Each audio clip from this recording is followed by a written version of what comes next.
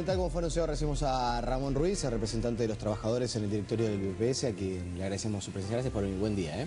Muchísimas gracias por la invitación. Después del pronunciamiento de Tabaré Vázquez ayer, ahí en Pilar de Ajá, ¿sienten que se puso la tapa a la discusión interna que había sobre este asunto, por lo menos a nivel del Frente Amplio? Yo creo que hubo un paso muy importante en las declaraciones que realizó ayer el presidente de la República, porque a nivel del Poder Ejecutivo, que teníamos algunas dificultades, ya que el propio Ministerio de Economía y Finanza había planteado algunos reparos sobre el costo de esta reforma o de esta solución para los trabajadores mayores de 50 años perjudicados por la SAFAP. Y ayer el presidente de la República habló, y creo que lo que rescato de sus declaraciones, más allá digamos, de todo lo que él planteó sobre otras reformas que se están planteando a nivel de la seguridad social. Que eso, paréntesis, a ustedes los intranquiliza un poco. ¿En qué sentido? Porque Y ha hecho algún comentario acerca de que quería pedir una reunión a Vázquez para saber de qué estaba hablando específicamente. Por ejemplo, cuando habla de reformar el sistema previsional porque va a colapsar. ayer el presidente de la República dijo que él no había recibido ningún planteo formal, que se había enterado por la prensa de que había intención de tener una reunión con él. Pero eso, digo, creemos que lo tiene que resolver el gobierno. O sea, si alguien quiere pedir una reunión al presidente y el presidente se la concede, creo que está bien en el sentido de encontrar una solución, Sí, o por lo menos discutir el tema de fondo, que es el tema de la seguridad social. Usted había hablado de, cuando Vázquez hace el anuncio en México, acerca de que tiene que haber una iniciativa para reformar el sistema previsional porque va rumbo al colapso, usted se había mostrado ciertamente algo preocupado y había dicho o mencionado la posibilidad de pedirle una reunión al presidente para saber qué estaba pensando. Sí, en ese momento cuando se hizo público lo que supuestamente había dicho Tabaré Vázquez en México, nosotros hicimos algunas consultas. Primero planteamos la preocupación, como tú decías, y luego hicimos unas consultas y en la página web de la Presidencia de la República se aclaró que cuando Tabaré Vázquez se refirió a una reforma se estaba refiriendo a la caja militar y no a todo el sistema. Aunque hay igual preocupación, porque los sistemas de seguridad social en cualquier parte del mundo tienen que ser evaluados en forma permanente y en base a esa evaluación, de acuerdo a los cambios que se producen en el mundo del trabajo o a los cambios que se producen en la propia sociedad, los sistemas de seguridad social tienen que ir adaptándose. Por lo tanto, nosotros en esa misma declaración que hicimos, dijimos que estábamos dispuestos a discutir y a participar, inclusive a proponer, a realizar propuestas para construir un sistema de seguridad social diferente al que tenemos, ¿no? Está claro.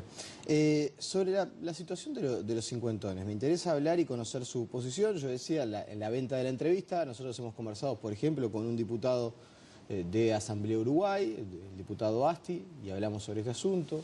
Recibimos la semana pasada al diputado del Partido Colorado, Conrado Rodríguez, y nos interesa conocer la visión de los trabajadores en el directorio del Banco de Previsión Social, porque además han hecho bastante punta con este asunto, es un tema que siempre han planteado como preocupación. La solución a la que se llega. Hay una pregunta básica que quiero hacer, que es la primera. ¿No es mejor para el trabajador elegir al momento de jubilarse por qué régimen lo quiere hacer? Bueno, nosotros tenemos que ver la seguridad social no como un tema individual de cada uno. Porque si entramos en la lógica de que cada uno resuelva su situación personal, no estamos hablando de un sistema de seguridad social.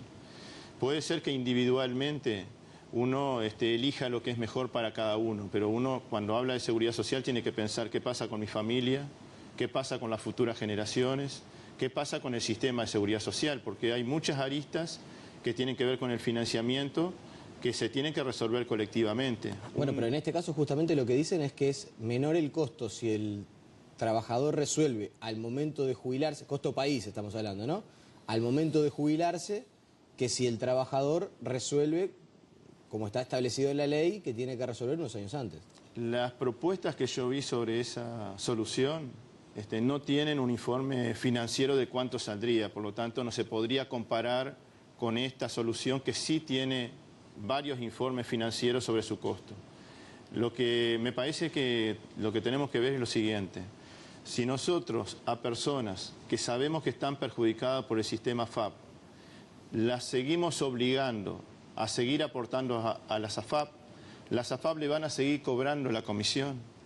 Y cuando esa persona se jubile, en ese momento va a optar por volver al BPS, porque todos sabemos que el BPS es el que le va a pagar la mejor jubilación. Y recién ahí, en ese momento, volverían los ahorros que esos trabajadores tienen, menos la comisión, por supuesto, al Banco de Previsión Social.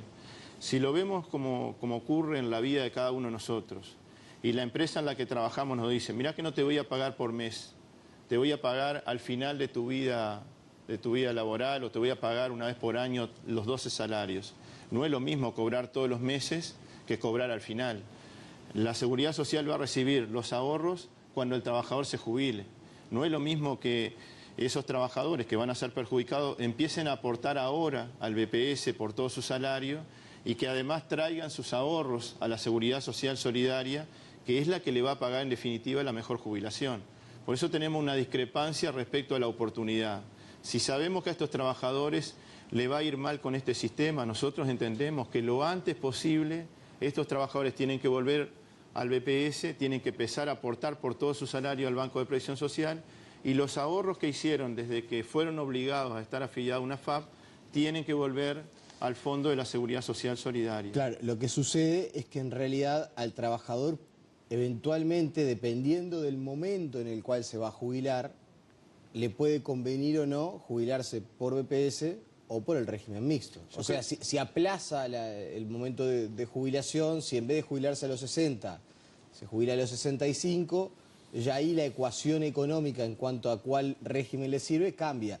Y lo que parece ser algo bastante atendible, por eso se lo planteo y se lo pregunto, es que uno cuando le faltan 10 años para jubilarse, ¿no? Cuando tiene 51 años, le faltan 9 años para jubilarse, probablemente se sienta bien y diga, bueno, en realidad estoy para trabajar 15 años más.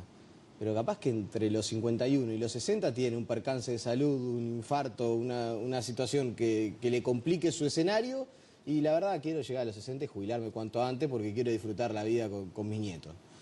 O sea, hay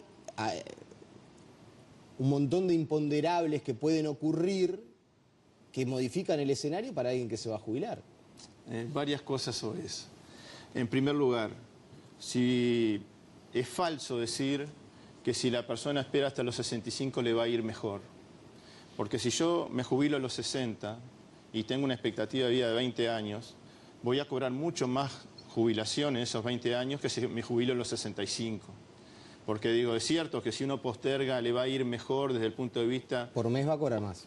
Por mes va a cobrar más, pero en realidad ahí lo que hay es una trampa, porque esa persona de repente en lugar de cobrar esa jubilación un poco mayor durante 20 años, la va a cobrar durante 15 o durante 12 años. Entonces, el hecho de que postergue la edad significa más aporte para el ahorro individual, significa menos años para que ese trabajador se pueda jubilar y pueda disfrutar de su retiro. Entonces, la postergación de la edad que se está planteando, en definitiva, no es que eso es mejor para el trabajador. Lo que ocurre es que aporta durante más años y va a recibir su jubilación durante menos años. Por otro lado, yo he visto una tímida autocrítica de quienes votaron esta ley diciendo de que la solución pasaría por reconocer los años anteriores al 96. Yo pregunto, ¿por qué lo dicen ahora? Y no lo dijeron en 1996, y en 1996 en lugar de obligar a los menores de 40 años, hubiesen obligado a los menores de 30, y hoy no tendríamos esta situación. Porque acá hay responsables de la situación que se generó hoy, y esos responsables son los que impulsaron la ley en el año 96. Pero eso es político partidario, eso está bien. No es. Sí, la responsabilidad eventual que tengan blancos y colorados yo no hablé de ningún partido. ¿A quién está haciendo referencia? Pero de todas formas, lo que digo es Frente Amplio. No, lo que estoy diciendo es que en 1996 se tomaron decisiones que hoy, y nosotros avisamos que esas decisiones que se tomaban, independientemente de quién estaba gobernando, porque creo que el tema justamente es evitar la partidización de este tema.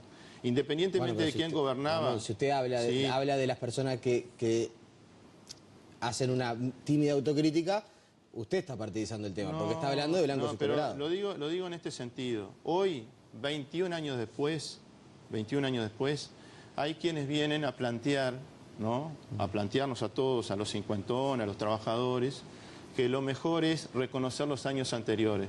Pero esa fue una decisión que se tomó hace 20 años. Entonces, ¿por qué le dijeron a la gente que este sistema servía, que se iba a jubilar con 2 jubilaciones? ¿Por qué le dijeron a la gente que iba a cobrar más que en actividad, que las rentabilidades iban a ser de 2 dígitos, que la comisión iba a ser muy baja? ¿Por qué le dijeron todo eso a la gente cuando se impulsó esta ley? Y 20 años después, cuando a la gente le fue mal, están reconociendo, ¿no? Pero no veo que realmente digan nos equivocamos. Lo que están planteando es lo que tendrían que haber planteado en el año 96. Por otro lado, también se habla de que lo mejor es ir, digamos, a un sistema donde, por ejemplo, las comisiones fueran de acuerdo, digamos, con determinada gradualidad de acuerdo a la edad. Digo, pasaron 20 años, podríamos haber planteado eso al principio también. ¿Para qué? Para que en el fondo que tienen los trabajadores hubiera más dinero, porque cada vez que me sacan el 30% de mi aporte para la comisión, va menos dinero en la cuenta individual de cada uno y por lo tanto después el resultado de mi jubilación va a ser menor. Imagínate que en estos 21 años, la persona que fue obligada en el año 96, durante 7 años estuvo aportando para pagar la comisión. Un 30% del aporte. A mí el tema de las comisiones es un tema que me parece que hay que discutirlo, ¿no? Me parece que es una discusión que se debe el sistema previsional acerca de las comisiones que cobran las AFAP en nuestro país. ¿Están alineadas con las que se cobran en otros países de la región? ¿Son más, son menos? ¿Conviene, no conviene?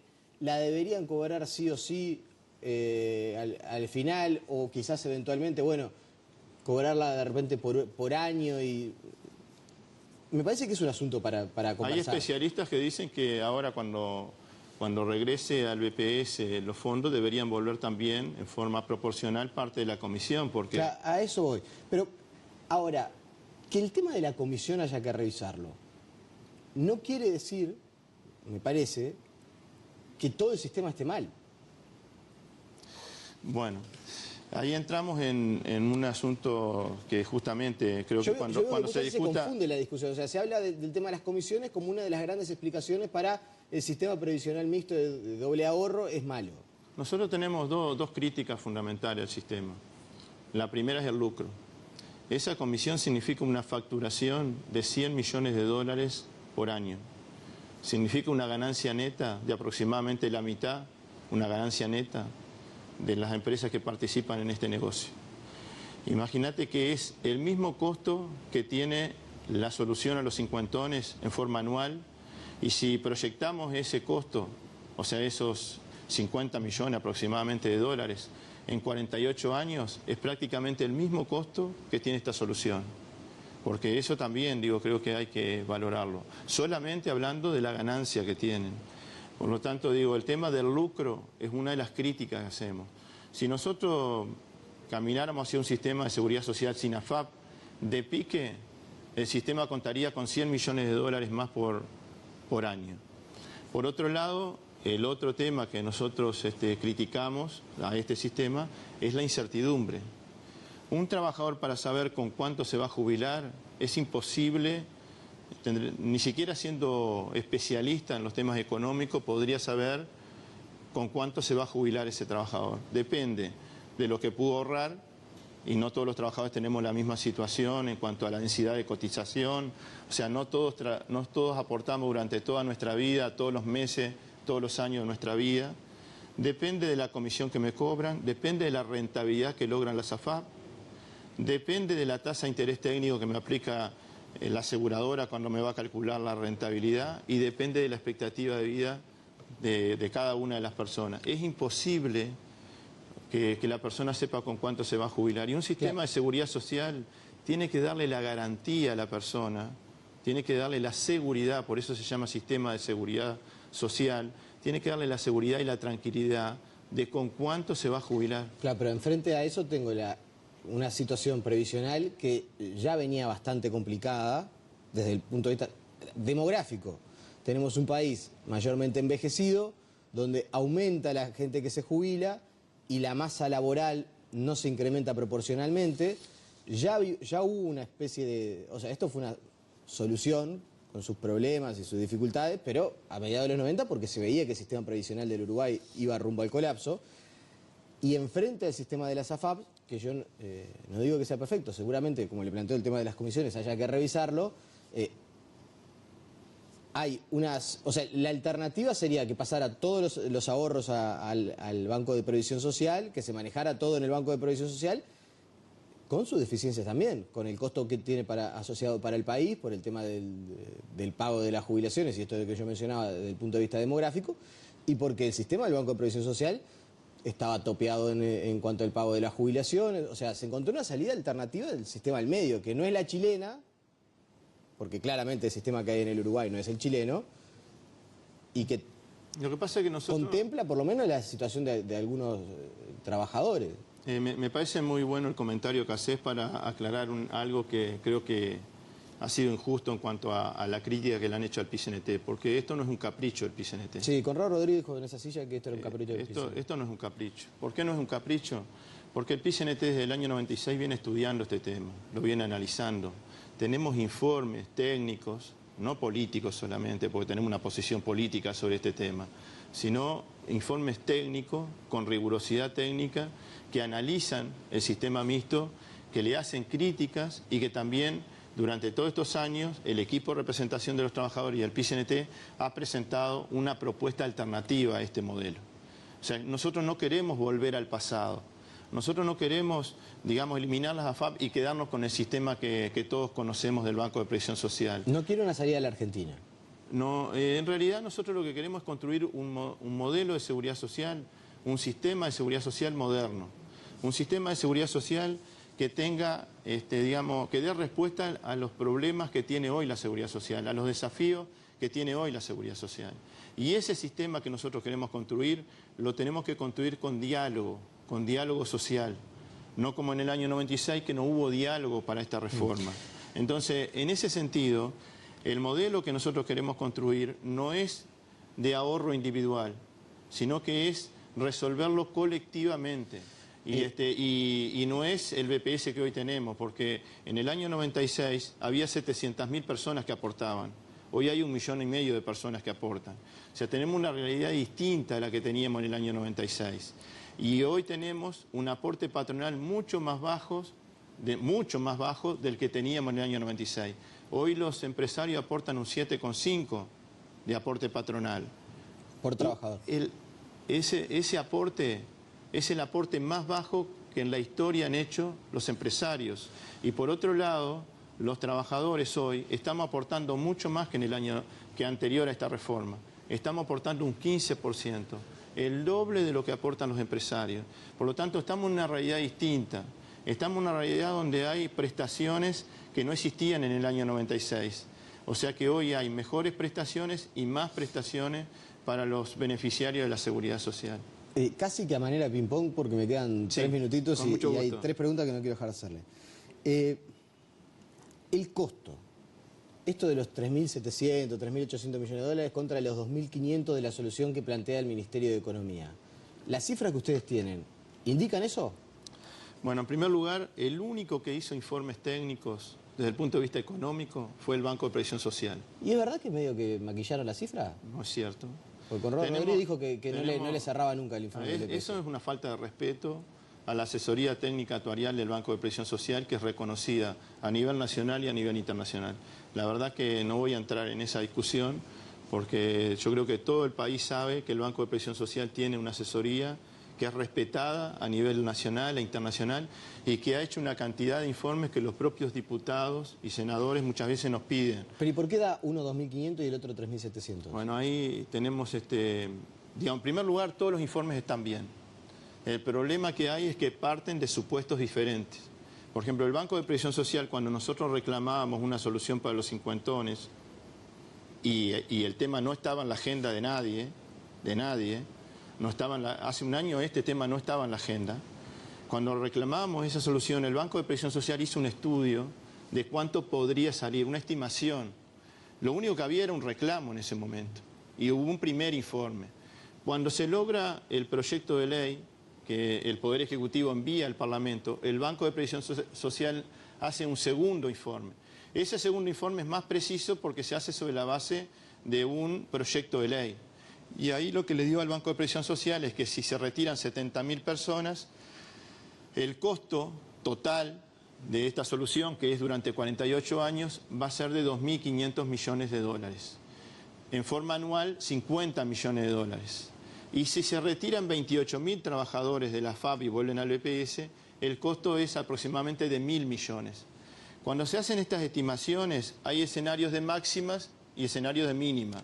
Ninguno de los dos escenarios se va a cumplir, porque es muy poco probable de que se vayan 70.000 personas y es muy poco probable que se vayan 28.000 personas de las AFAP y que vuelvan al BPS. Ahí lo que hay que manejar siempre son escenarios promedio. Nosotros por eso entendemos que no van a ser 70.000 ni 28.000, van a ser unos 40, 50.000 trabajadores los que van a volver al Banco de Previsión Social. ¿Y ahí le dan los 2.500 millones? Ahí da 2.500 millones. ¿Y los 3.700 del Ministerio de Economía? Porque el Ministerio de Economía establece algunas variantes. Por ejemplo, hay una tasa de actualización del dinero, porque el dinero que vamos a gastar dentro de 48 años no es el mismo dinero o sea, valores de hoy. Entonces lo que hace el Ministerio de Economía trae esa cifra dentro de 48 años al valor de hoy, para actualizar, digamos, ponerlo con un valor actual a ese dinero. O sea, que ustedes siguen defendiendo los 2.500 millones de dólares como promedio y como estimación más real. Nosotros pensamos que es mucho más sensato manejar promedios y no pararse en la situación que mejor me sirve. Porque si no, yo como representante de los trabajadores, para decir que esta solución es muy barata, para hablarlo en los términos que la gente entiende, me tendría que parar en el escenario de mínima. Y siempre dijimos que esta reforma tenía costo y nunca nos paramos en el escenario que mejor nos servía. La última en 30 segundos, porque si no aparte sí. Nubel me mata. Sí. ¿Cómo es el tema este de los 6 años, que en realidad no empieza a aplicar ahora? Bueno, te agradezco mucho, pero en medio segundo quiero decirte esto. Cualquier costo de cualquier producto, de cualquier asunto, si lo proyectamos en 42 años, parece mucho. Por ejemplo, el otro día en una reunión a un compañero que fumaba, le pregunté cuánto salía la cajilla de cigarrillo, le saqué la cuenta en 42 años y esa persona va a gastar 2 millones de pesos durante 48 años. Entonces, en realidad puede decir que le sale muy caro fumar, pero sin embargo todos los días compran una caja de cigarro de 125 pesos. Y si lo llevamos esto a cuánto gastás de cable, por ejemplo, y lo multiplicás por 12 y por 48, seguramente vas a decir, sí, el cable me sale carísimo. ¿Usted preferiría hablar de costo anual que el costo? Exactamente. El costo anual de la propuesta de los cincuentones es 50 millones de dólares, lo que equivale a un 0.1 del Producto Bruto Interno.